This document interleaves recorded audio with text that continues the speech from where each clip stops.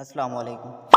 سعودی عرب میں تقریباً 18,500 افراد گرفتار، جرائم سامنے آ گئے۔ سعودی حکام نے رہائشی کام اور سرحدی حفاظت کے قوانین کی خلاف ورزی کرنے والے 18,407 افراد کو صرف ایک ہفتے کے دوران گرفتار کر لیا۔ سعودی پریس ایجنسی کے مطابق ان میں سے 12,995 افراد رہائشی قوانین کی خلاف ورزی، 3,512 غیر قانونی سرحد پار کرنے کی کوشش اور 1,900 افراد لیبر قوانین کی خلاف ورزی کی وجہ سے حراست میں لیے گئے۔ رپورٹ کے مطابق غیر قانونی طریقے سے مملکت میں داخلے کی کوشش کرنے والے 1,260 افراد میں سے 66% ایتھوپیا، 28% یمنی اور 6% دیگر قومیتوں سے تعلق رکھتے تھے۔ مزید 67 افراد کو پڑوسی ممالک میں جانے کی کوشش کرتے ہوئے پکڑا گیا، جبکہ 21 افراد کو غیر قانونی تارکین وطن کو ٹرانسپورٹ فراہم کرنے اور پناہ دینے کے الزام میں گرفتار کیا گیا۔ سعودی وزارت داخلہ نے خبردار کیا ہے کہ غیر قانونی اندراج میں معاونت کرنے والوں کو 15 سال قید، 10 لاکھ ریال تک جرمانہ اور گاڑیوں جائیداد کی ضبطی جیسی سزائیں ہو سکتی ہیں۔ اگر آج کی ویڈیو اچھی لگی ہو تو میرے ویڈیو کو لائک کر دیں